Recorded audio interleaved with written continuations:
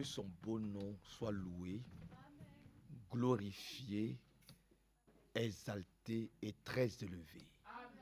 Nous sommes à un temps de jeûne et de prière. Pour nous, c'est Jésus-Christ ou rien.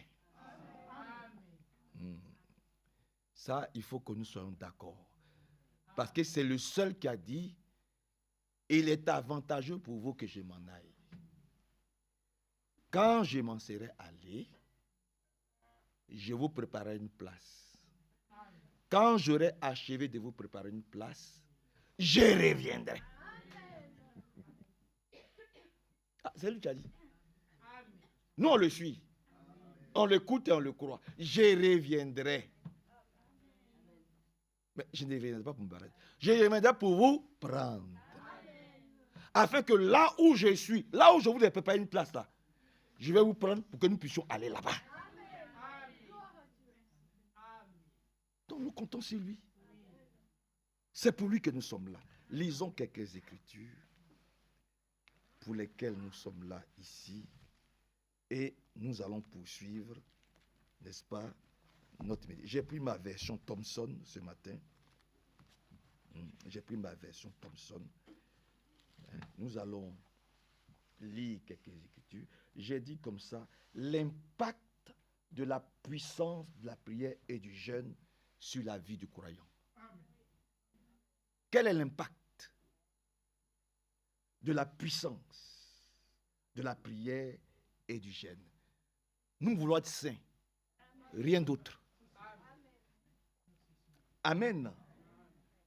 Amen.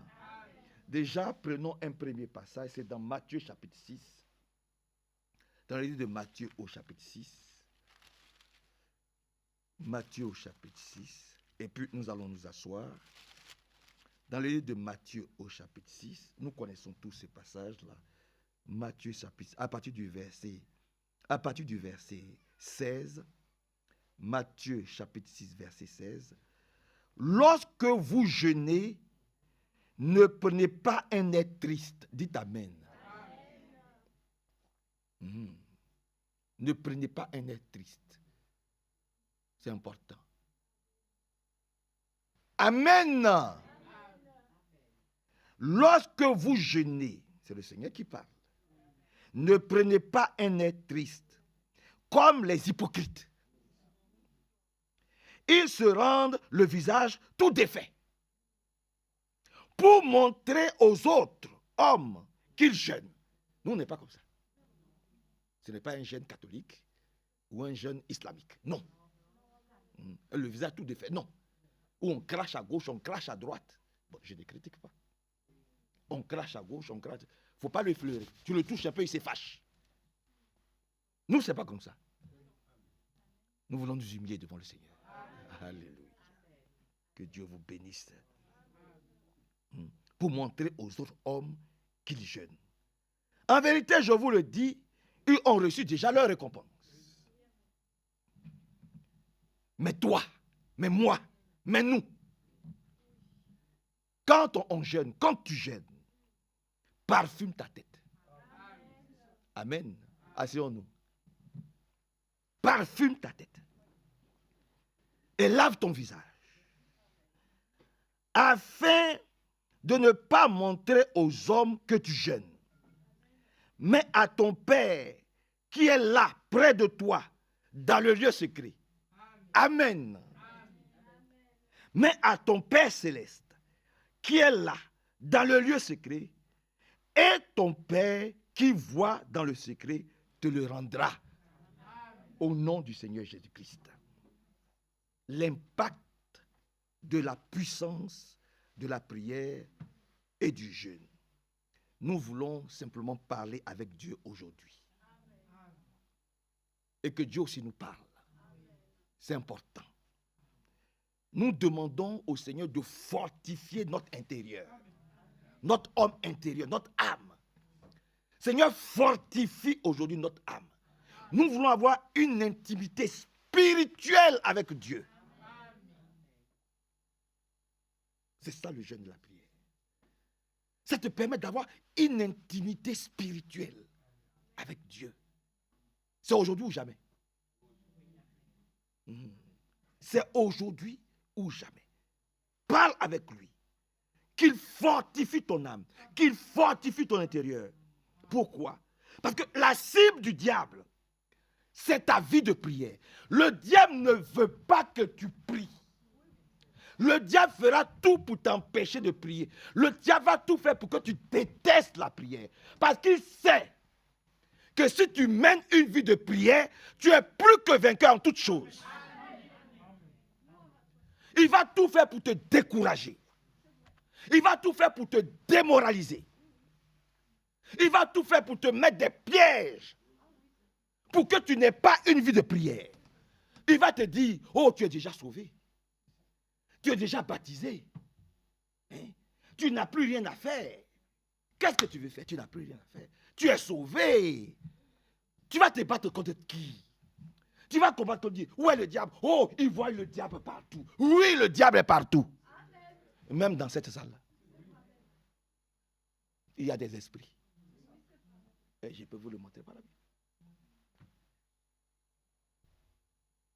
Même dans cette salle, il y a des esprits. Oui. Et ce sont ces esprits qui ne veulent pas que tu aimes la prière. Ce sont ces esprits qui ne veulent pas que tu jeûnes. Oh, il y a des esprits qui ne sortent que par le jeûne et la prière. Il y a des moments où tu ne peux être délivré que par le jeûne et la prière. C'est pour ça qu'il se bat pour que tu n'aimes pas la prière. Tu n'aimes pas le jeûne. C'est pour ça que tu es la cible du diable. Pour que tu aimes la facilité. Oh, Jésus-Christ n'a jamais aimé la facilité. Lui-même, il priait et jeûnait. On peut le lire. Nous sommes ici pour rechercher une vie de prière. Et je le dis, c'est une urgence absolue.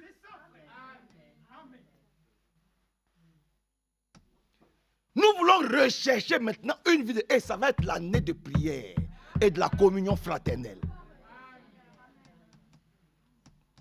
Cette année, c'est l'année de la prière. C'est une urgence absolue. Nous sommes devenus trop mous. Malheureusement, on ne sait même plus ce que c'est que prier. Comme j'ai entendu de la prière, on parle plus qu'on ne prie. Que Dieu vienne à notre secours. C'est une urgence absolue aujourd'hui que les enfants de Dieu puissent vraiment aimer la prière. Au nom du Seigneur Jésus-Christ. Et que Dieu nous aide. Si nous ne prions pas un matin, le Seigneur va dire, comme il a dit à Adam, où es-tu? Ce qui nous lie au Seigneur, c'est la prière. C'est pour ça qu'il faut aimer la prière. Lisons, je crois que c'est dans Genèse, au chapitre 3. Allons dans Genèse, chapitre 3. Pourquoi le Seigneur, pourquoi il y a eu séparation entre Adam et Ève? Genèse, chapitre 3. Comment s'est fait-il que Adam n'avait plus de contact avec Dieu? Genèse 3, on peut lire à partir du verset 7. Genèse 3, 7.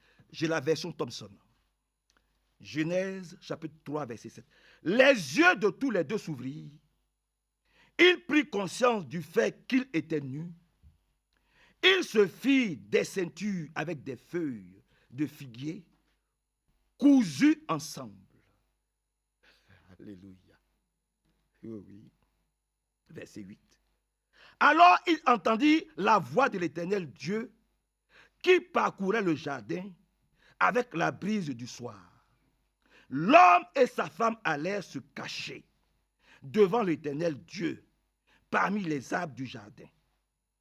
L'Éternel Dieu appela l'homme et lui dit, où es-tu? Il répondit, j'ai entendu ta voix dans le jardin et j'ai eu peur parce que je suis nu, je me suis donc caché. Avant cela, Dieu pouvait venir communier avec eux librement. Dieu pouvait venir parler avec eux librement. Chaque soir, ils avaient communion avec Dieu tranquillement. Mais comme il y a un messager qui leur a dit, vous aimez toutes les difficultés. Jeûne et prier là, mais ça va vous amener où? Dieu lui-même, il sait que vous êtes déjà sauvés. Vous êtes déjà lavés, vous êtes déjà bénis. Ah, vous êtes en train de perdre votre temps. Un message bizarre est venu. Et puis ils ont gobé ça, ils ont mangé ça. Quand ils ont mangé ce message bizarre, qui traitait... Mais écoutez, c'est Dieu lui-même qui a parlé. C'était un message divin.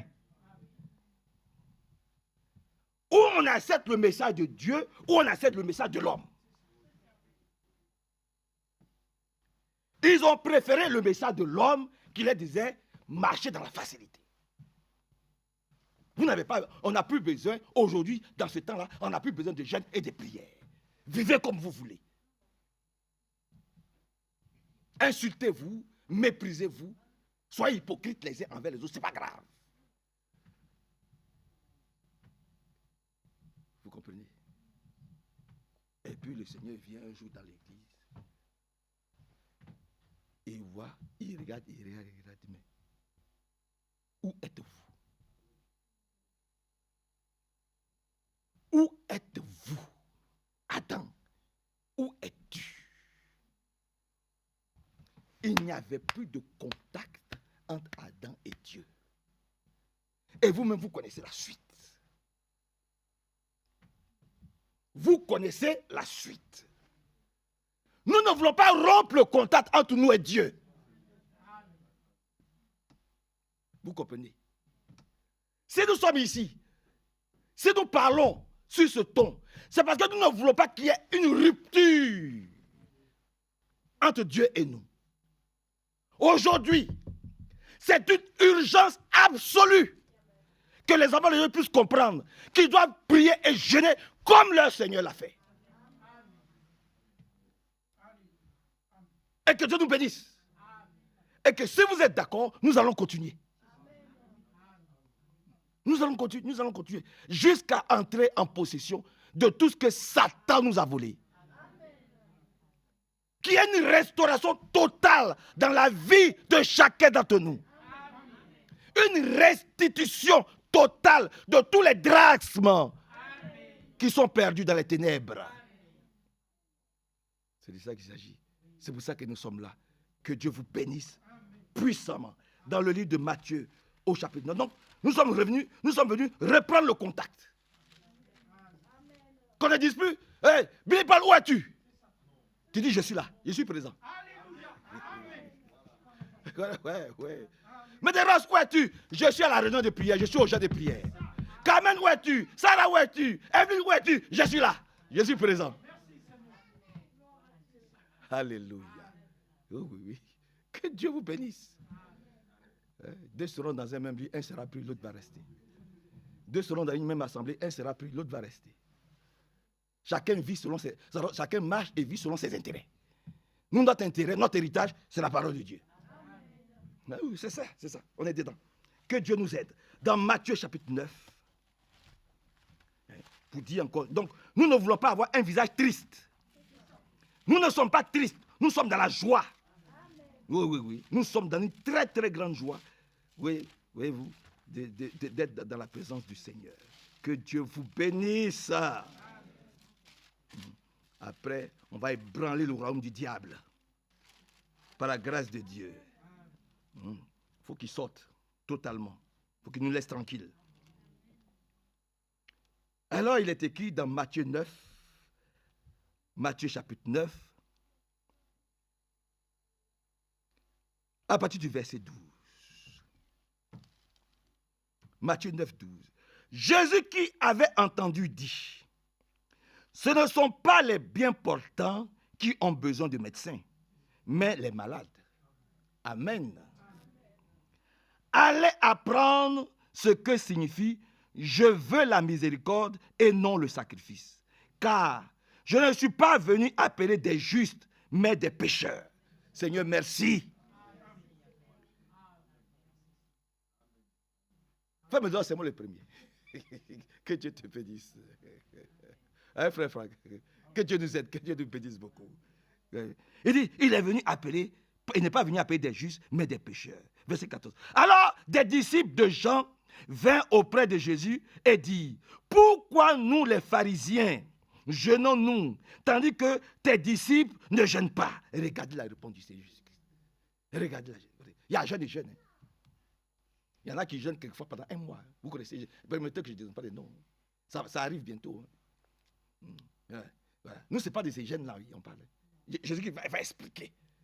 Le jeûne pour lequel nous sommes là, Jésus-Christ va expliquer. Que Dieu nous bénisse. Il va le dire maintenant.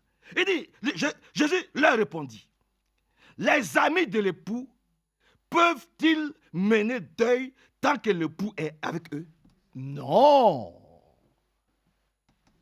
Tant que l'époux est là. C'est-à-dire, ici même, mon frère Joseph, je dis qu'il me prouve qu'il est ton époux. Oh, votre amène faible. Oui, ma fille Rebecca. Que Dieu nous bénisse. Hein, c'est Méda. Ici, là, Jésus-Christ, il prouve qu'il est ton époux. Il dit, mais je suis là physiquement. Je suis dans la chair. Je suis encore dans la chair. Je suis présent là. Ils vont gêner pourquoi?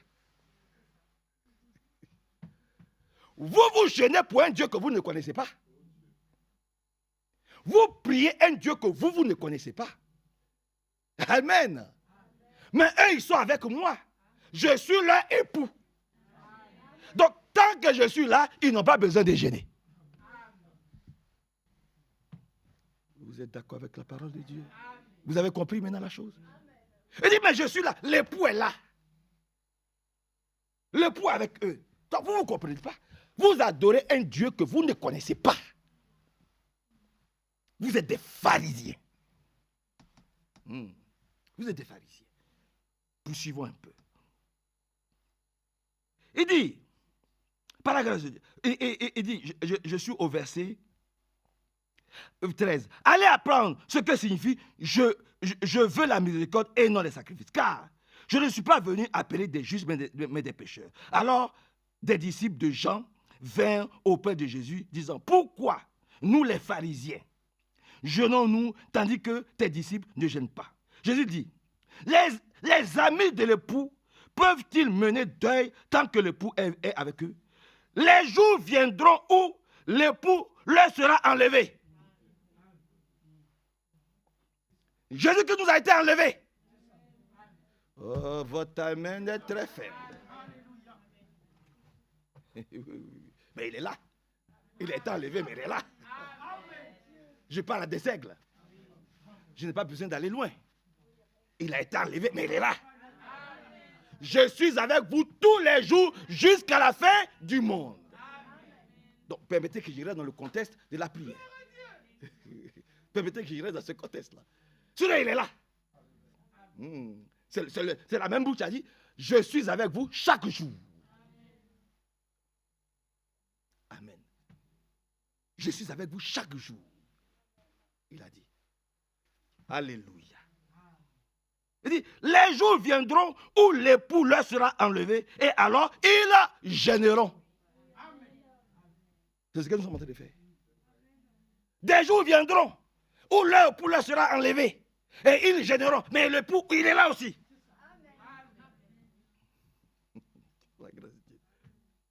Il dit, personne ne met une pièce de drap neuf à un vieux vêtement, car le morceau tire sur le vêtement et il en résulte une déchirure pire.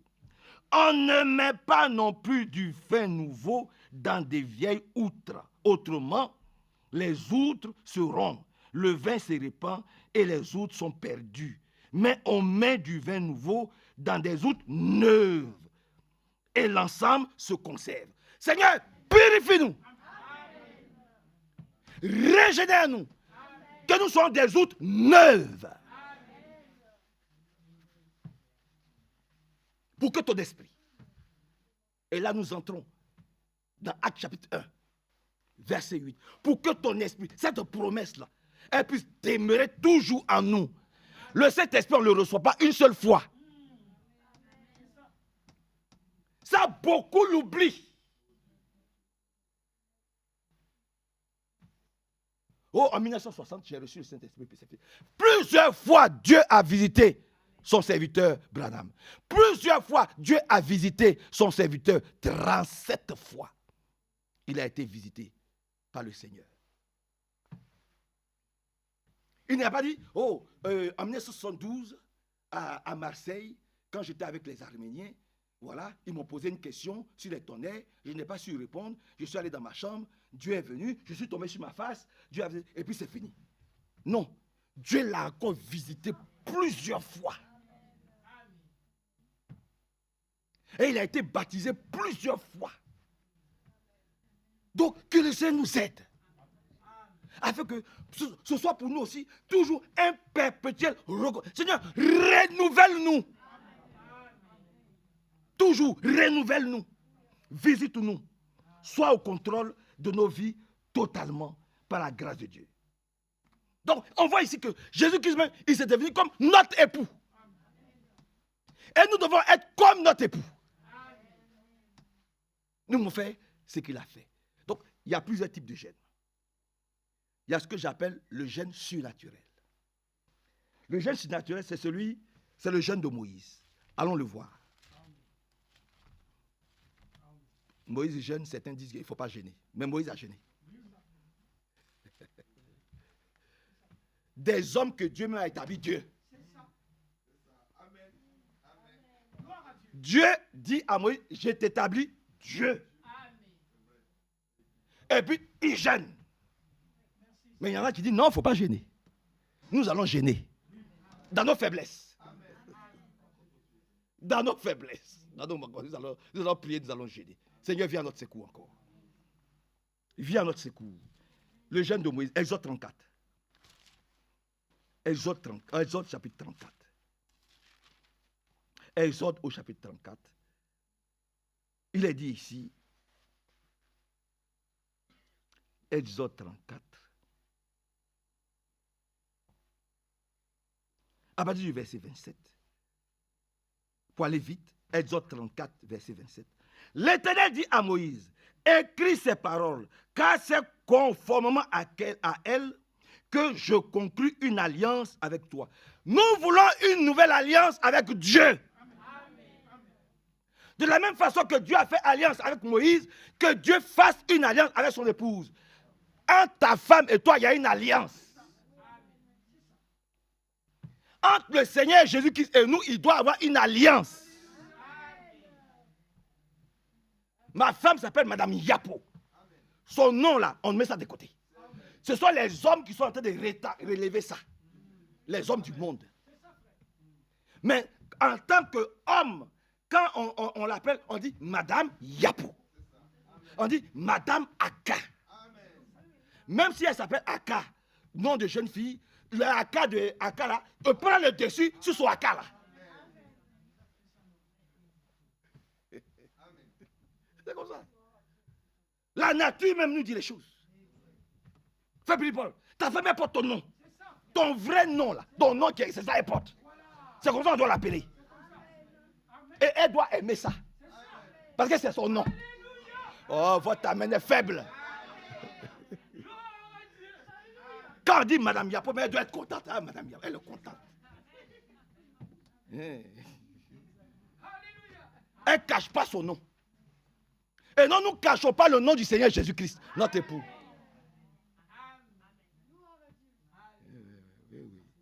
C'est ça l'amour. Hein? L'amour, là, ce n'est pas la bouche seulement. Si on te donne ton nom de jeune fille, tu dis non, non, non, non, non. Ne m'appelez pas comme ça. Appelez-moi par le nom de mon mari. Seigneur, nous voulons une nouvelle alliance avec toi. Comme Moïse a eu une alliance avec toi. Donne-nous nous voulons entrer dans cette nouvelle alliance par la grâce et que Dieu nous bénisse. Et que son beau nom soit très élevé. L'Éternel dit à Moïse, écris ces paroles, car c'est conformément à elle que je conclus une alliance avec toi et avec Israël. Moïse fut donc là avec l'Éternel 40 jours et 40 nuits. Il ne mangea pas de pain et ne but pas d'eau. Ah bon?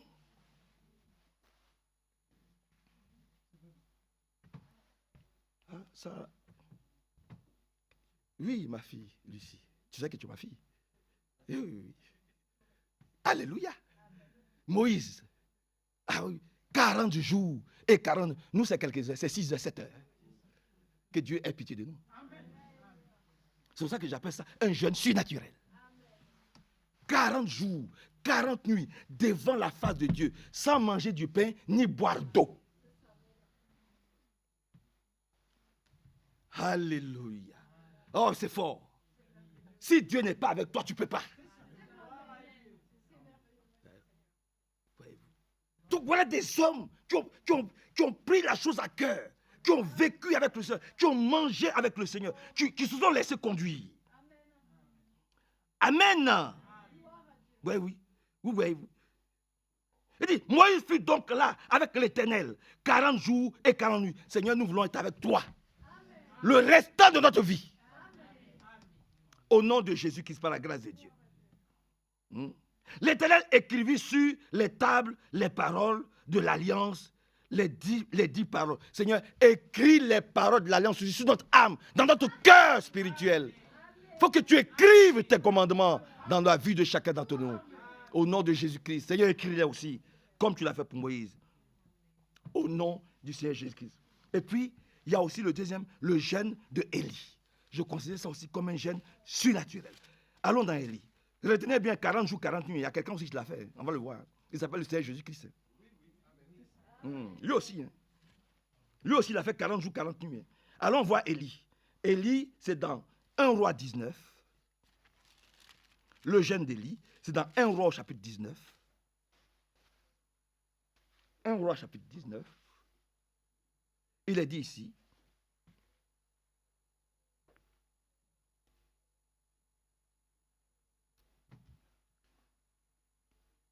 Pour aller vite, à partir du verset 5, 1 Roi 19, 5, il se coucha et s'endormit sous un genêt.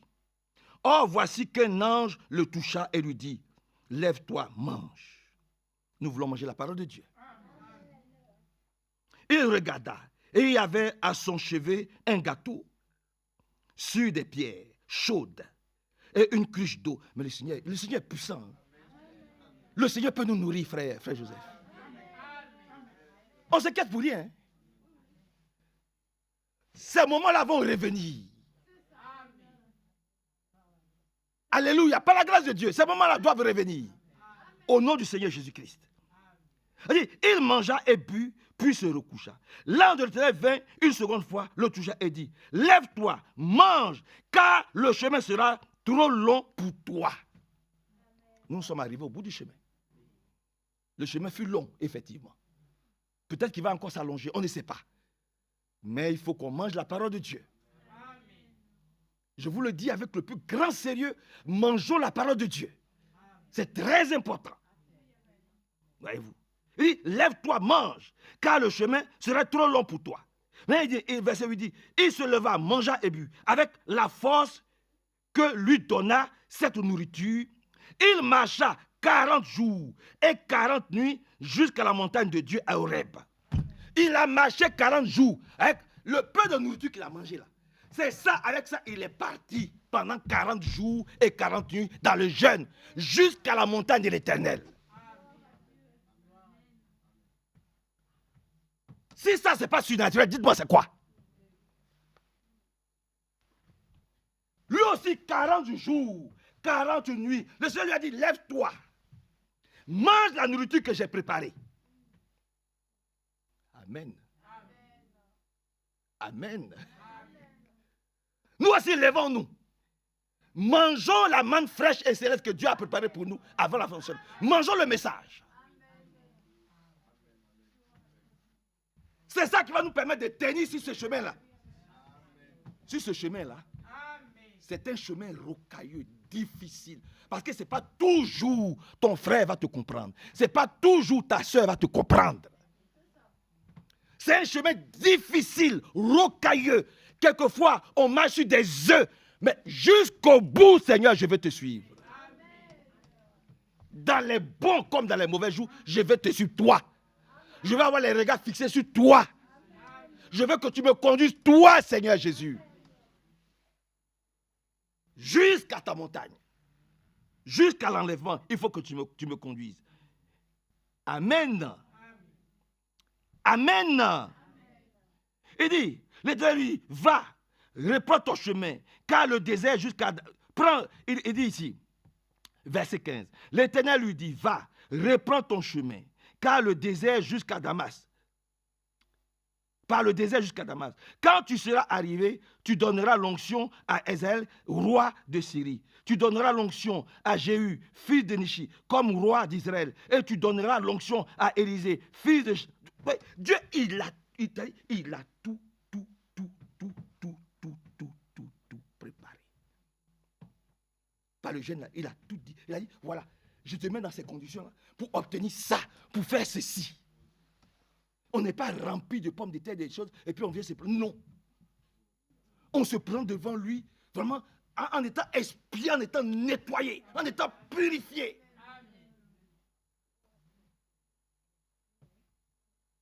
Seigneur, aide-nous, nous tous, à nous présenter devant toi de la bonne manière. Nous te supplions vraiment, Seigneur, aie pitié de nous. Viens à notre secours. Vous comprenez? Des grands hommes de Dieu, avec qui Dieu parle audiblement, que Dieu a nourri lui-même. Ces hommes-là ont jeûné, ont prié. C'est un petit comme moi qui va faire la grande bouche. Surtout dans ce monde moderne dans lequel nous sommes. Que Dieu nous prise. Que Dieu nous façonne. Et qu'il nous accorde vraiment son humilité. Oh, il y a un autre frère. Frère Billy Paul, il y a un autre. Il s'appelle David. Amen. C'est dans 2 Samuel. Dans 2 Samuel. Vous êtes avec moi, hein? Donnez-moi quelques temps. Hein? Dans 2 Samuel au chapitre 12. 2 Samuel au chapitre 12.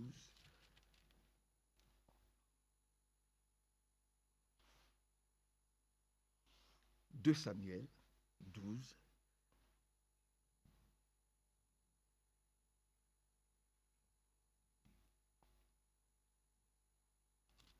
On peut prendre à partir du verset 13 pour aller vite, parce que vous connaissez l'histoire. À partir du verset 13. Même verset 12. Car tu as agi en secret, et moi je ferai cela en face de tout Israël et à la face du soleil. David dit à Nathan, j'ai péché contre l'Éternel. Et Nathan dit à David, l'Éternel pardonne ton péché, tu ne mourras pas. Vous comprenez, frère? Nous devons reconnaître nos faiblesses, nos manquements. Quand tu fais mal, il faut reconnaître que tu fais mal. Quand tu agis mal, que tu blesses, il faut dire, frère, je t'ai blessé, pardonne-moi. David a reconnu qu'il a mal fait en amenant Uri à la mort. Et en prenant sa femme. Ce n'était pas bien. Vous comprenez?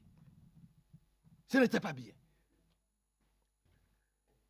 Amen. L'Éternel pardonne ton péché et tu ne mourras pas. Ça aussi, c'est pour chacun d'entre nous aujourd'hui. L'Éternel pardonne le péché de nous tous qui sommes dans cette salle. Et nous ne mourrons pas. Au nom du Seigneur Jésus-Christ. Mais parce que tu as fait blasphémer les ennemis de l'Éternel. Parce que c'est ça le problème.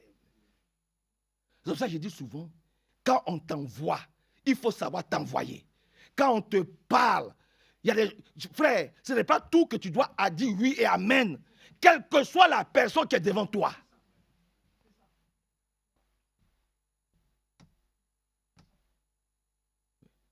Si Hervé était là, j'allais dire, comment nous avons parlé à Paris. Frère Franck était là, frère Kupfer était là, je l'avais même déjà dit. Et que ce qu'ils ont entendu, ce n'était pas vrai. Et que nous avons dit, là, frère Franck, là, ce n'est pas vrai.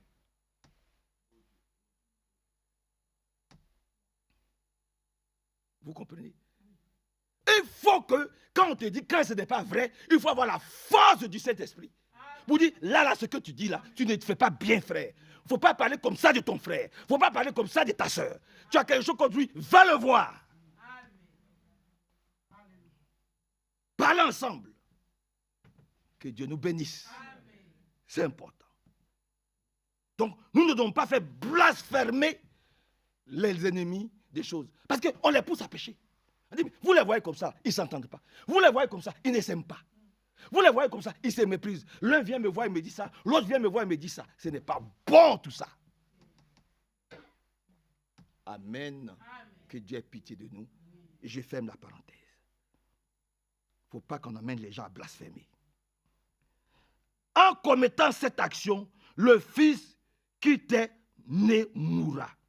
Puis Nathan s'en alla dans sa maison. L'Éternel frappa l'enfant que la femme d'Uri avait enfanté à David et David se mit à dépérir. David implora Dieu pour le garçon et il entreprit de jeûner.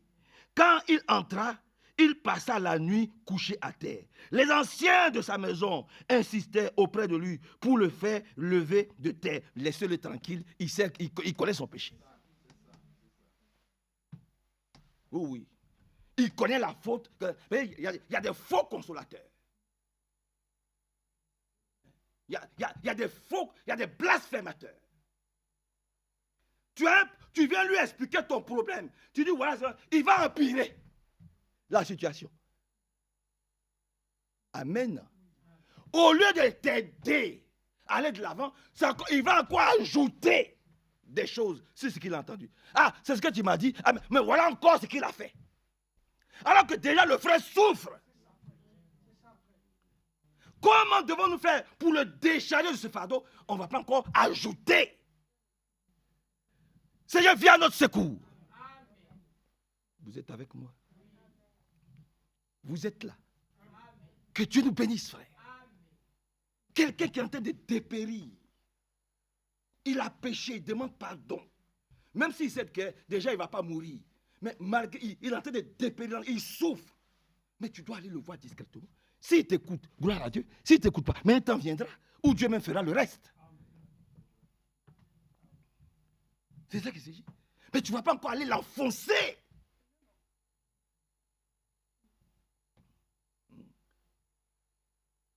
Voyez-vous. Il faut savoir à qui tu te confies. C'est important. Comme frère Franck le dit, il faut savoir dans quelle main tu mets ta main. On l'a tous entendu. Et la Bible dit, les mauvaises compagnies corrompent les bonnes mœurs. Vous comprenez? Que Dieu nous aide beaucoup. Et que son beau nom soit loué, célébré, glorifié et exalté. Amen. Au nom du Seigneur Jésus-Christ. Amen.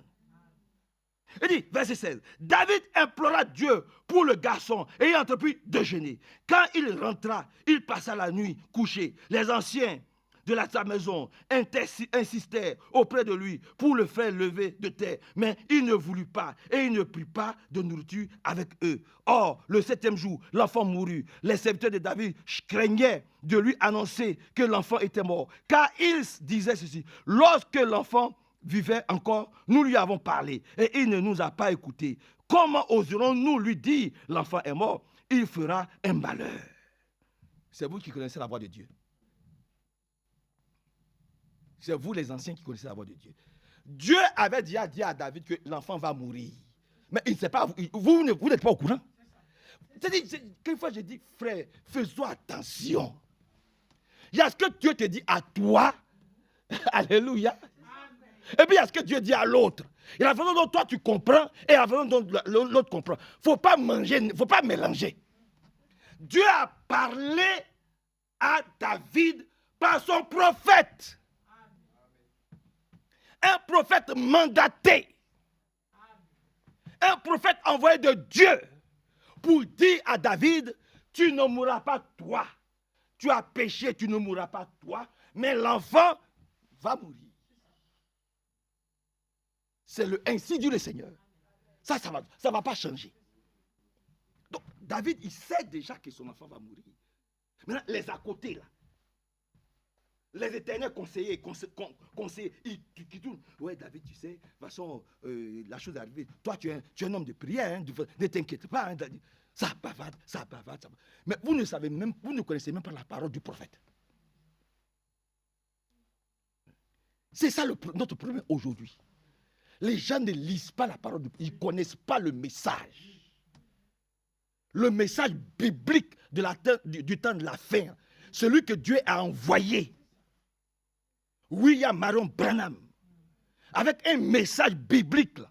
Ils ne le connaissent pas. Ils ne connaissent pas le message. Et puis ils ne connaissent pas celui que Dieu a établi comme serviteur fidèle et prudent. Sur les autres serviteurs, nous les prisonniers, nous les domestiques, là, il y a un qui a été établi sur nous. Il s'appelle Ewald Frank. Amen. Ce que Dieu... Il y a le frère, il y a le frère Branham. Frère Branham n'est pas l'égal de frère Frank. Ce n'est pas vrai. On n'a jamais dit que frère Frank est venu remplacer frère Branham. C'est faux. On ne l'a jamais dit. Il n'est pas prophète. Amen. Il n'est pas ancien. Alléluia. Dieu lui a dit, cette nourriture-là, amen, le temps est arrivé où elle doit aller dans le monde entier. C'est pour ça qu'aujourd'hui, quand tu vas en Arabie Saoudite, où aucun de nous ne peut aller, là, lui, la parole de Dieu, là, ça arrive en Arabie Saoudite. Les gens bavardent. Des messages creux. Toi, tu dis que tu es pasteur. Tu peux te lever pour aller prêcher en arabe, mais il y a longtemps, on a changé ta tête. Mais comme Dieu l'a envoyé, il va jusqu'à Dubaï. Je vous donne les salutations des frères de Dubaï ici. Il va jusqu'à Dubaï. Alors, il parle. Et puis, il y a des Arabes là-bas qui acceptent la parole. Toi, petit Africain, moi, petit, je peux me lever pour aller à Dubaï pour prêcher à des Arabes.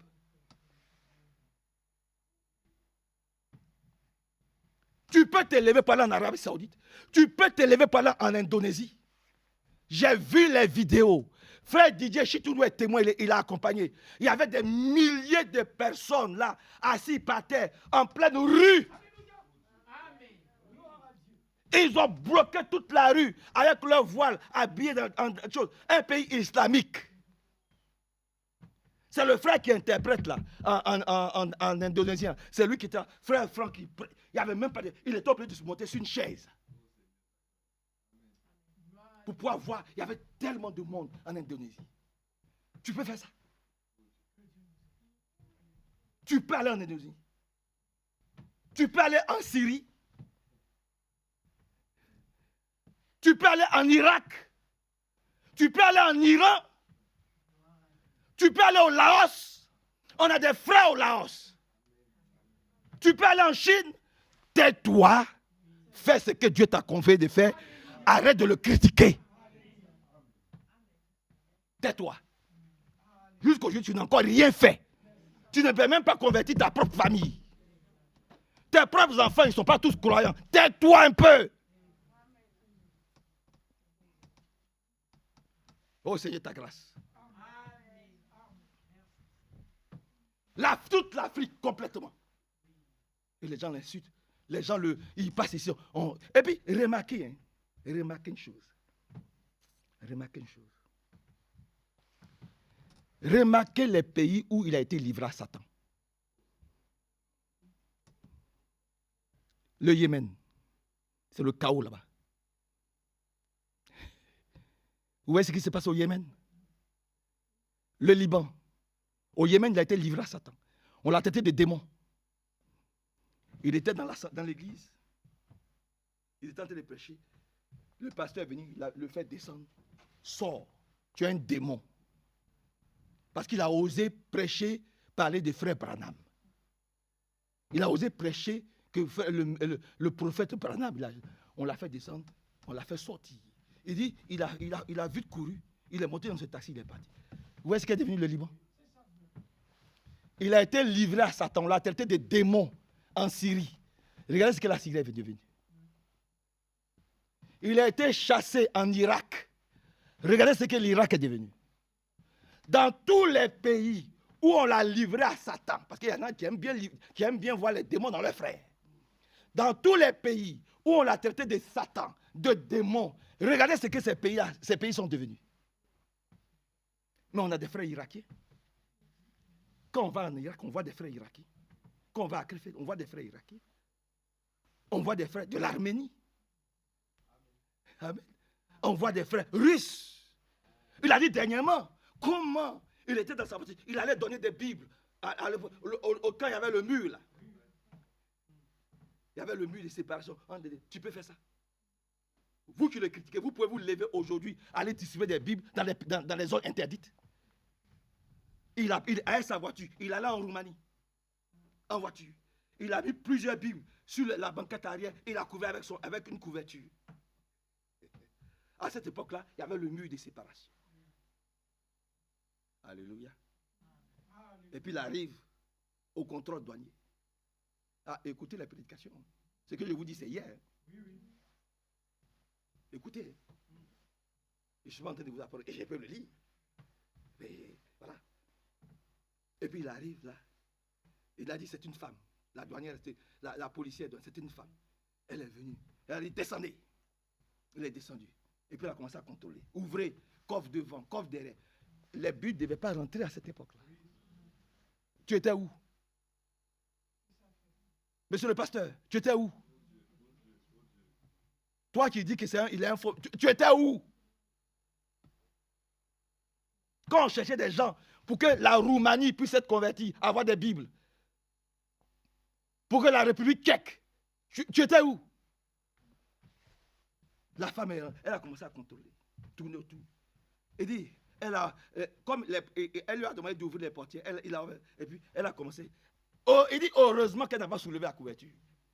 Elle a mis ses mains comme ça, elle a appuyé comme ça. Elle a dit, bon, fermez, allez-y. C'est parce que Dieu était avec lui. Alléluia.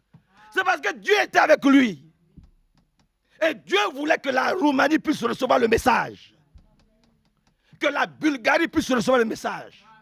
Il avait les brochures. Les brochures qui, ce n'étaient pas ces brochures. C'était les brochures du message de William Marion Branham. Si je peux parler comme ça. Vous comprenez, frère, que Dieu nous aide beaucoup.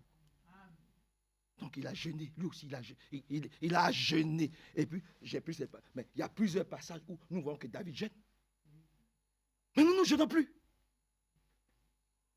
Nous ne savons, on va demander, frère, ton dernier jeûne remonte à quand? Il ne sait pas.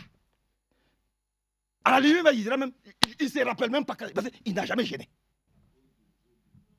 Mais voilà des hommes de Dieu qui ont écrit les psaumes, mais qui ont jeûné, prié. Ça vous plaît, non, quand vous lisez les psaumes? Vous pensez que c'est en étant répu ou bien ivre de vin? Seigneur, aie pitié de nous. Au nom du Seigneur Jésus-Christ. Amen. Il y a aussi le jeûne d'Esther. Parce qu'il faut qu'on parle aussi d'une femme. Il y a le suivant. Allons dans Esther, au chapitre 4. Vous êtes avec moi. Ne vous inquiétez pas, on va prier. On va prier. Il y a aussi le jeûne d'Esther. Frère, tu peux trouver Esther rapidement. Tu peux trouver Esther rapidement. Esther chapitre 4. Attends, je suis là, je vais trouver, je vais le lire. Esther au chapitre 4. Esther au chapitre 4. Esther chapitre 4.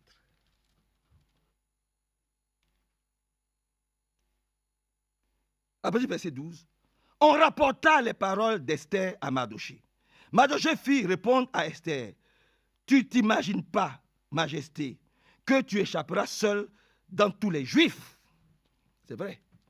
Le problème, c'est que souvent, les gens pensent que tant que moi, je suis bien, j'ai ma petite famille, je suis tranquille. Non, nous, on ne marche pas comme ça. On ne marche pas dans l'individualisme. Voilà. On ne marche pas seul. Écoutez, on est dans le monde, mais on n'est pas du monde. Hein. Nous sommes une communauté chrétienne. Si elle a des difficultés, c'est tout le monde qui a ces difficultés-là. Nous sommes un seul corps. Si un seul pleure, c'est tout le monde qui pleure. Donc, Mardochée dit à Esther, il ne faut pas penser que comme tu es dans la maison du roi, là, comme tu es là, tu es avec le roi, tu es toute seule. Donc, comme tu es arrivé là-bas, tu vas prendre position pour le roi. Et puis nous, tous, non, attention, tu es aussi une juive. Attention.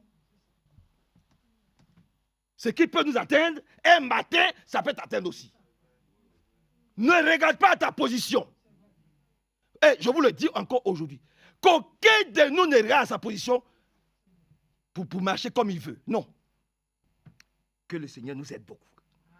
Vous êtes avec moi. Verset 14. Car si tu continues à te taire, en cette occasion, le soulagement et la libération des Juifs surgiront d'un autre côté, alors que toi et la maison de ton père, vous périrez.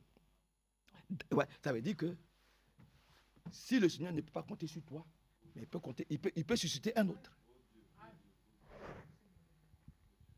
Il ne faut pas que un de nous croit qu'il est indispensable.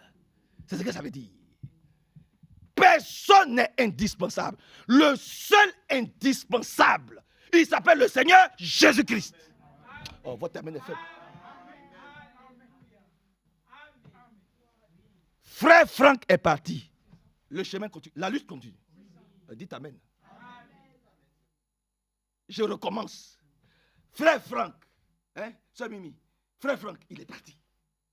Le Seigneur l'a repris. D'abord, Frère Branham est parti. Bon, alors, recommençons même. Allons. David est parti. Élisée est parti. Samson est parti. Frère Branham, il est parti. Amen. Frère Franck, ceux qui beaucoup s'appuyaient pour exister, il est parti. Ils se sont tous écroulés. Nous n'avons jamais compté sur un homme. Nous comptons sur le Seigneur Jésus-Christ. Il est vivant. Mais pourquoi vous voyez, j'ai dit tout, Jésus. Il y a quoi? Bon. Il est dit. Jésus-Christ est le même. Amen. Oui, frère Joseph. Alléluia.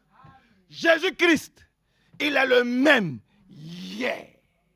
Amen. Quand il marchait dans le désert, la Bible dit il y avait un rocher qui les suivait. Ah, les rochers ont des pieds maintenant. Les rochers ont des pieds maintenant. Et il marche, quand il s'arrête, il s'étouffe. Et voilà le rocher. Et puis, Dieu dit à Moïse, s'ils ont soif, ils n'ont qu'à boire l'eau du rocher. Tu as soif, va boire l'eau du rocher. Il s'appelle le Seigneur Jésus-Christ. La Bible dit, il est le même hier. Il reste le même aujourd'hui. Et il sera le même demain. Jésus ne change pas. On dit au nom du Seigneur Jésus-Christ. Tout genou fléchit où? Dans les cieux. Sur la terre. Et où? Sous la terre. Tu es au ciel là-bas, tu vas fléchir les genoux devant lui. Tu es sur la terre, au nom de Jésus, tu vas fléchir.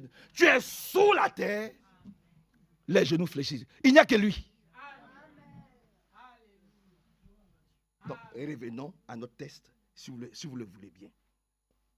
Par la grâce de Dieu. Verset 16. Va rassembler tous les Juifs qui se trouvent à Sous, gênés à mon intention, sans manger, ni boire pendant 3 jours, 24 heures sur 24, pendant 3 jours, 24 heures sur 24. Moi aussi, je jeûnerai de même avec mes jeunes servantes. Dans ces conditions, j'irai chez le roi, malgré la loi. Si c'est pour ma perte, je périrai. Mardochée s'en alla pour faire tout ce qu'Esther lui avait ordonné. Amen. C'était terrible. Quand tu vois ta mort approcher, quand tu vois que tu as une maladie, on dit une maladie incurable. Quand tu vois que depuis des années, ta situation est bloquée. Elle ne décolle pas. Alors, tu es dans une position d'alerte maximum. Tu fais quoi? Tu te rapproches plus de lui. Quand tu vois que ton mariage est en train de flotter, tu vois qu'il y a un problème avec ta femme, il y a un problème avec ton mari, il y a un problème au travail, tu vois que la situation dans laquelle tu es, tu n'arrives pas à subvenir à tes besoins, tu fais quoi? Tu fais alliance avec lui. Par le jeûne et la prière. Alléluia. Tu ne restes pas là comme ça pour regarder la situation, pour dire oui, de toute façon Dieu sait. Non, Dieu il veut que tu t'approches de lui. Il veut sentir qu'il y a une préoccupation dans ton cœur. Alléluia. Jeûne de la repentance. C'est dans le livre de Jonas. Dans le livre de Jonas, il y a ce qu'on appelle le jeûne de la repentance. Il s'agit de Jonas à Ninive. Je ne vais pas tout lire. Vous connaissez ce passage. Vous m'accordez quelque temps? Il faut qu'on voie tous les aspects de jeûne. Dans le livre de Jonas, au chapitre 3, Jonas au chapitre 3, c'est ce que j'appelle le jeûne de la repentance. Jonas au chapitre 3, à partir du verset 4. À partir du verset 3, on va dire. Alors Jonas se leva. Il alla à Ninive, selon la parole de l'Éternel. Donc Jonas ne s'est pas levé de lui-même. Ou frère Marcel ne s'est pas levé de lui-même pour dire, ah, aujourd'hui là, venons, on va faire jeûne de prière. Non. Non. J'étais couché. Et puis tôt le matin, donc j'ai vu notre assemblée. J'ai vu notre assemblée. L'assemblée était comme, c'était comme s'il y avait des détritus par terre. Il y avait des détritus. Il y avait de la souillure. Et puis, c'était comme si les gens étaient lourds. Et puis, ils marchaient. C'est-à-dire, ça ne leur disait rien de marcher dans les détritus. J'ai dit, mais Seigneur, c'est quoi ça? On est où? J'ai dit, mais c'est dans ça qu'on va rester. C'est dans ce désordre-là qu'on va... Mais Seigneur, viens à notre secours. Donc, nous ne nous sommes pas levés un matin comme ça, parce que ça fait beau, de dire, oh, non. Ce n'est pas une vision que Dieu nous a fait voir. Vous comprenez? Bon, c'est tombé dans ma bouche. Ce n'est pas une vision que Dieu nous a fait voir. C'est-à-dire, quelquefois même, il y a certains qui rentrent et puis ils sautent les détritus là. Ils sautent comme ça. Il ne faut pas marcher. Et puis on vient, on s'assoit, on est dedans. Seigneur, viens à notre secours.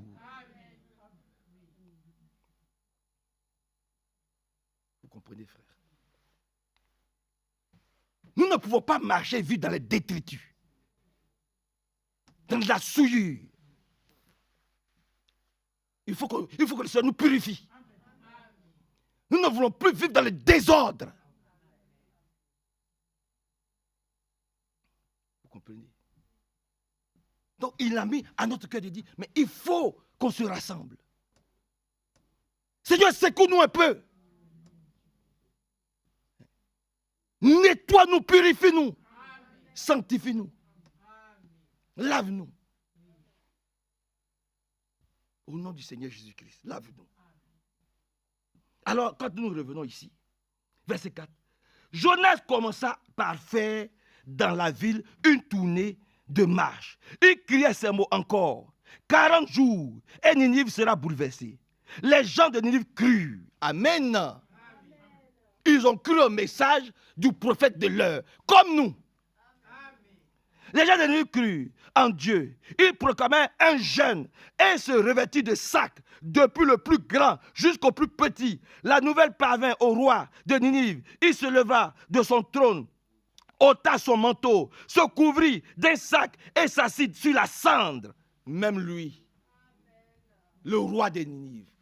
La nouvelle est parvenue qu'il y a un prophète qui est venu. Le prophète parcourait la ville pour dire, répentez-vous, vous êtes trop souillés.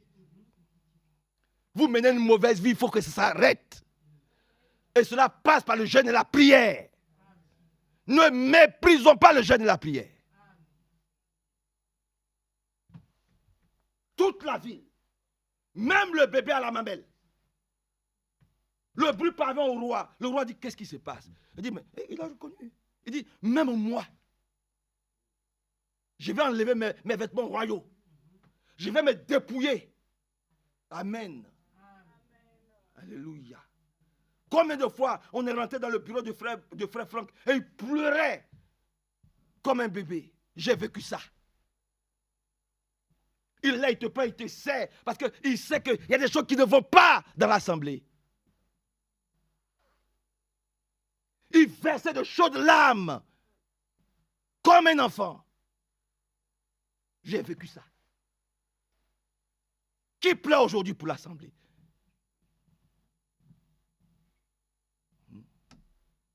Qui? Seigneur, vraiment, il faut que Dieu nous responsabilise un peu. Ressaisissons-nous, frères. Je vous le dis avec le plus grand sérieux. Que Dieu vraiment vienne à notre secours. Alors, le roi lui-même, il s'est dépouillé. La nouvelle parvint au roi de Ninive. Il se leva de son trône, ôta son manteau, se couvrit d'un sac et s'assit sur la cendre.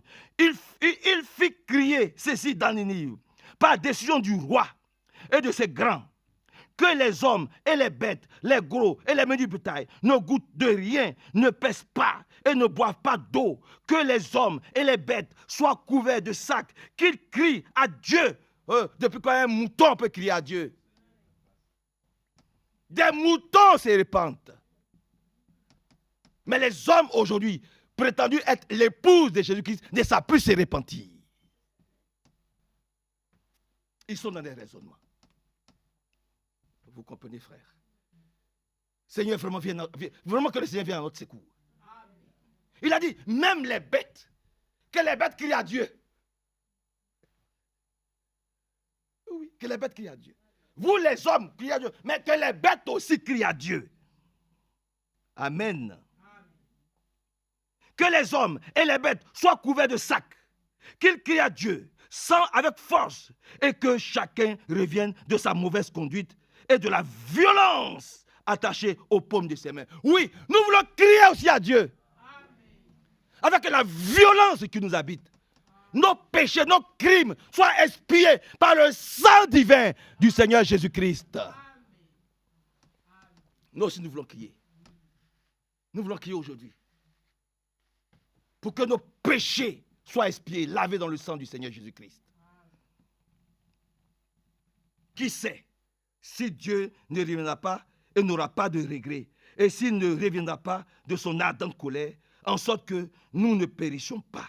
Dieu vit qu'ils agissaient ainsi et qu'ils revenaient de leur mauvaise conduite. Alors Dieu regretta le mal qu'il avait résolu de leur faire et il ne le fit pas. Seigneur, qu'aucun de nous, qu'aucun mal n'atteigne un seul d'entre nous au nom de Seigneur Jésus. Un seul Kabibi. Que nous en soyons tous délivrés.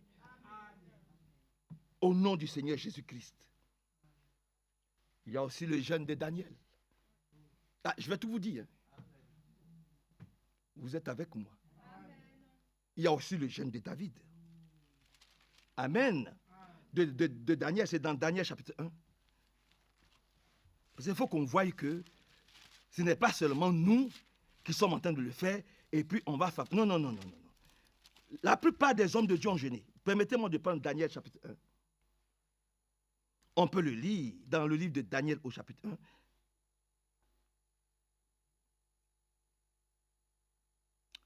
On peut commencer à partir du verset 12. Éprouve donc tes serviteurs. C'est Daniel qui parle. Éprouve donc tes serviteurs pendant 10 jours et qu'on nous donne des légumes à manger et de l'eau à boire. Tu regarderas ensuite notre mine et la mine des jeunes gens qui mangent les mets du roi et tu agiras avec tes serviteurs d'après ce que tu auras vu. Il leur accorda ce qu'ils demandaient et les éprouva pendant 10 jours. Au bout de 10 jours, il avait meilleure mine et plus d'embonpoint que tous les jeunes qui mangeaient les mets du roi. Désormais, l'intendant emportait les mets et le vin de leur repas et il leur donnait des légumes. Dieu accorda à ces 4 jeunes gens de la science, du discernement, dans toutes les lettres et de la sagesse. Et Daniel expliquait toutes les visions et tous les rêves. Ils n'ont pas mangé autre nourriture que le message que Dieu leur a donné, le message de la fin. Et nous ne mangerons pas autre chose. Nous ne sortirons jamais du message que Dieu nous a donné pour la fin de ce temps. Nous ne sortirons pas. Et personne ne va nous faire sortir de ce message. Daniel est resté. Il a dit, Vous avez votre message. Ceux qui veulent manger le message de dehors, le message des pentecôtistes, le message des baptistes, le message des tonnéristes, le message de la grâce infinie, le message de l'islam, continuez, allez. Mais nous allons rester toujours les deux pieds joints. Des pieds jusqu'aux cheveux. Nous allons rester dans le message que Dieu a donné à William Marion Branham. Amen. Et que le serviteur fidèle et prudent a distribué autant convenable. On ne sortira pas. Par la grâce de Dieu. Nous irons nulle part. Comme ça, demain, quand nous allons arriver au ciel, nous allons pouvoir dire, si Dieu dit, ben, on dit, Seigneur, regarde à William Marion Branham. Nous avons prêché le même message que William Marion Branham. Nous avons prêché le même message qu'Edward Frank. Alors, mais votre scène là. Ah, Seigneur, c'est Frère Frank qui nous a dit de faire comme ça. On allait dans son bureau. On a dit, Frère Frank, comment devons-nous faire la Sainte Seine? Il a dit, nous à Crefeld là, on fait comme ça, on fait ça, on fait ça, on fait ça, on fait ça. On a dit, Frère Frank, à faire de midi, 14h, tout ça, il dit, oh, calmez-vous. Je me rappelle encore, Frère Bill Paul, ce jour-là, il a attrapé mes oreilles, il a tiré mes oreilles comme ça, il a dit, viens ici. toi, tu connais les oreilles plus que moi. Tu sais ce que c'est que tes oreilles. Il a dit, mais frère, à faire de 14h, il dit, viens ici. Et il nous a expliqué comment les choses se passent. Donc demain, je peux dire, Seigneur, va vers lui, va parler avec lui. C'est lui qui nous a dit de faire comme ça. Parce que lui-même, quand on allait à Zurich, ou qu'on allait à... Voilà comment il faisait. Voilà comment il nous a appris à faire le pain. Je ne me déchausse pas. Mais il a été établi sur moi. Enfin, la parole a été établie sur moi. Le message a été établi sur moi. Donc, je suis les commandements et les directives divines. Une directive divine. Je fais ce que Dieu me demande de faire. Tous ceux qui obéissaient à Moïse ont été bénis. Ils sont entrés dans la terre promise. Que le Seigneur nous aide et nous bénisse beaucoup. Dans le livre d'Ésaïe, pour terminer. Dans le livre d'Ésaïe. Vous êtes avec moi? Vous avez appris un peu sur le jeûne? Dans le livre d'Ésaïe, au chapitre 58, que nous connaissons tous. Dans le livre d'Ésaïe, au chapitre 58. Ésaïe 58. Ésaïe, chapitre 58. Alléluia. On peut prendre la partie du verset 6, si vous le voulez bien. Il dit, voici le jeûne que je préconise. Tu es d'accord avec moi, frère Franck? Parce qu'il faut faire ce que la parole de Dieu dit. Amen. Notre absolu, c'est la Bible. Notre absolu, ce n'est pas frère Franck. Ce n'est pas frère Branham. Notre absolu, c'est la Bible. Donc, voilà ce que la Bible nous dit de faire, mes précieux frères et sœurs. Il dit, voici le jeûne que je préconise. Détache les chaînes de la méchanceté. Que Dieu brise toute méchanceté du cœur de chacun d'entre nous. Qu'il n'y ait pas de frères méchants. La méchanceté vient du diable. Vous êtes bons les uns envers les autres. Voilà pourquoi nous sommes là aujourd'hui. Que tout esprit de méchanceté, mon frère Jérôme, puisse être ôté de nos cœurs au nom du Seigneur Jésus-Christ. Détache les chaînes de la méchanceté. Donne-nous les liens du joug diabolique. Renvoie libre ceux qui sont écrasés. Oui, quel que soit le poids du joug qui t'écrase aujourd'hui. Quel que soit le poids des difficultés, des problèmes. Quelles que soient les incompréhensions. Quel que soit le blocage de ta situation. Que Dieu débloque tout au nom du Seigneur Jésus-Christ. Partout il y a des incompréhensions, partout il y a des blocages, quel que soit le blocage, quel que soit le nom du blocage, au nom du Seigneur Jésus, que tout soit débloqué, que les chaînes se brisent. Au nom de Jésus. C'est pour ça que nous sommes là ce matin, pour prier. Que toutes les portes de la bénédiction s'ouvrent. Alléluia. Merci Seigneur. Oh, que Dieu vous bénisse. Permettez que j'avance un peu. Il est dit ici, encore, verset 7. Partage ton pain avec celui qui a faim. Amen. Et ramène à la maison les pauvres sans abri. Si tu vois un homme nu, couvre-le. Et ne te détourne pas de celui qui est de ta propre chair. Parlons à nos parents. Et là, on va dire, oh, ma maman, c'est une sorcière. Donc je ne peux pas. Ce n'est pas vrai.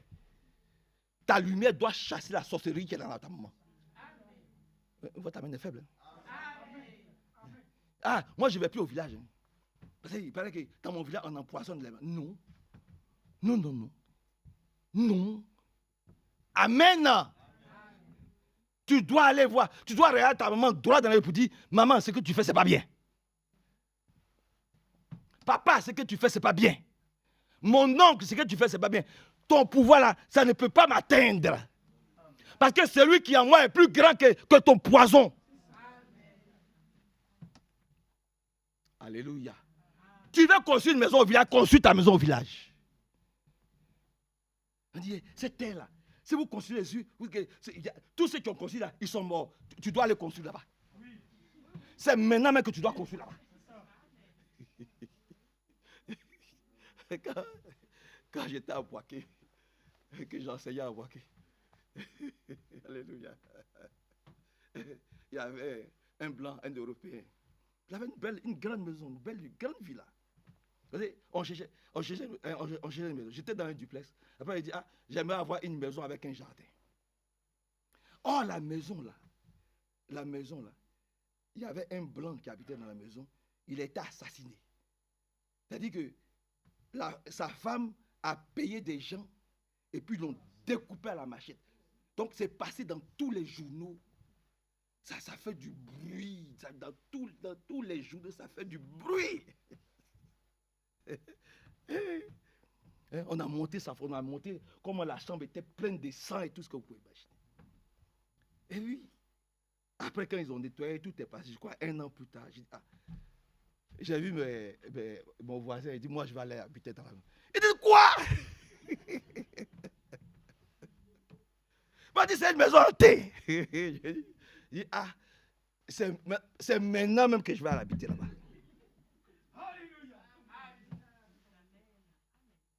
Maintenant que vous dites que Ali Robin m'a dit, frère Manassé, va doucement.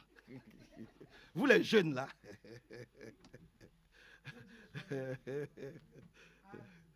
Ah, j'ai aimé ce frère Ali Robin. C'était mon frère. Va doucement. Frère Manassé, va doucement. Il dit, ah, c'est là-bas que je vais habiter. C'est là-bas que je vais habiter. Je me rappelle, c'était un juge qui s'occupait de la maison. Peut-être quelque chose doit. Il s'appelle Adou Richard, un procureur. Toi, tu dois le connaître. Il fait grand bruit, mais il a fait grand bruit pendant un temps. C'est un petit frère. Hein. Il m'a dit, ah, grand frère, tu vas aller. J'ai dit, oui, je vais aller là, je vais aller. Parce qu'il faut que j'ai un espace. Je n'ai jamais eu de problème. Quelquefois, même, j'ai laissé Sarah, là, dans la maison, dans la chambre, il n'y a jamais eu de problème. Mais chaque fois qu'il sortait, les gens me regardaient bizarrement comme ça. Quand les gens nous regardaient bizarrement. Frère Barry a dormi là dans cette maison. Frère Raymond Fabre a dormi dans cette maison. Et chaque fois que les frères venaient d'Abidjan, frère Badi, frère Anomalui, frère Mathias, tout le monde, ils ont dormi dans cette maison. Frère Stanislas, tout le monde, ils ont dormi dans cette maison. On n'a jamais eu de problème. Mais les gens du monde là, quand ils parlaient, ils étaient rien comme ça.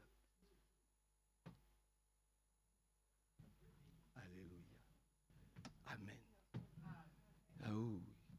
Le jeûne, la prière, c'est quelque chose de fort. Un jour, prenez ça bien. Prenez ça bien. Je ne vais pas me lever. Devant ma cour, il y avait un grand manguier. Un grand manguier. Et chaque fois, on allait, quand les mangues, et il y avait tout. Sarah avait tellement planté des fleurs, c'était tellement joli. Ouais, des fleurs. Donc, les gens, quand ils se mariaient, ils venaient prendre photo. Et puis, comme les gens ont vu que le coin était tellement bien, il y avait des personnes qui venait vendre. Elle venait vendre des galettes, tout ça. Ça me gênait beaucoup. Ce qui faisait que moi-même, quand je vais rentrer chez moi, je n'arrive pas à rentrer à la maison. Parce que le manga était bien grand, bien construit, puis il produisait beaucoup d'ombre. Et puis un jour, j'étais dans le jeûne de la prière. Et puis ça ne m'a pas plu. Je me suis fait. J'ai maudit l'arbre. Oui, frère. Frère Joseph. J'ai maudit l'arbre. Le lendemain, l'arbre a séché. Tous les fruits sont tombés. L'arbre est mort.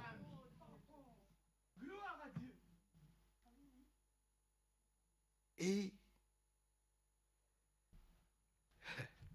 lui, il les connaît.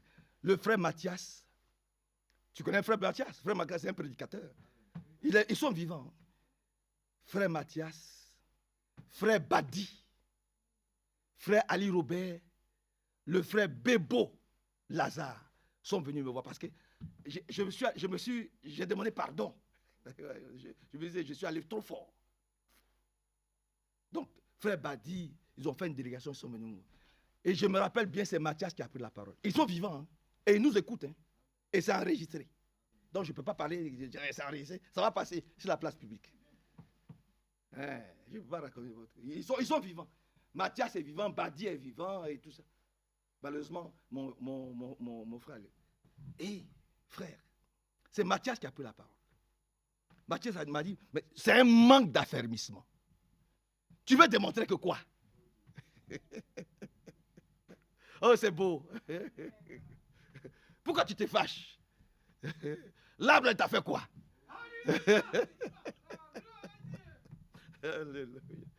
Tu vois. Frère Mathieu m'a dit, mais c'est un manque d'affermissement. Tu n'avais qu'à dire aux gens là de quitter, mais tu maudis l'arbre. L'arbre, il t'a fait quoi? Depuis ce jour, je me suis dit, vraiment, il faut que je me calme. Amen. Il faut que je me calme. Il ne faut pas que mon cœur, voilà. Parce que quand je parle, ça arrive. Un vrai fils de Dieu, quand il parle, ça arrive. J'ai maudit l'arbre. J'ai dit, plus jamais cette table-là, vous allez vous asseoir. À partir d'aujourd'hui, vous n'allez pas vous asseoir sur cette table. Sous cette table. Le lendemain, le l'arbre a séché. Tous les mangues sont tombés. Amen. Alléluia. Vous comprenez? J'ai dit à Simona, c'est une Roumaine, elle était sans papier. J'ai dit à Simona, le jour où tu vas prendre ton baptême, tu auras les papiers. Elle m'a dit, alors, on va faire... Frère Hervé n'était pas là. J'ai pris les enfants d'Hervé. J'étais avec frère Jean Roland. J'ai pris les enfants d'Hervé, Timothée, Jérémie, Séphora, tout ça. Avec Jean Roland, on est allé, on a baptisé Simona. Le lundi, son avocat l'a appelé pour dire, viens chercher tes papiers sont prêts.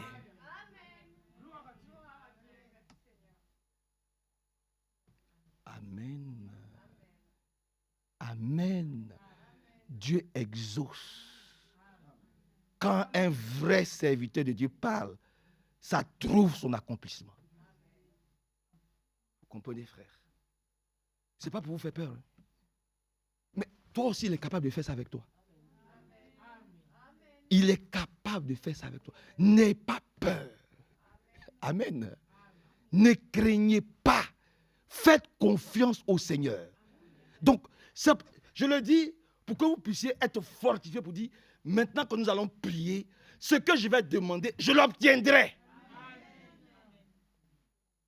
C'est pour ça que je vous rends ce témoignage-là. Ce n'est pas pour s'éventer. C'est pour que vous puissiez savoir que tout ce que vous allez lui demander, vous allez l'obtenir. Parce que vous êtes dans la bonne position du jeûne et de la prière. Que le Seigneur ajoute sa bénédiction puissante à sa parole. Au nom du Seigneur Jésus-Christ. Amen. Lèvons-nous ensemble et prions. Invoquons-le.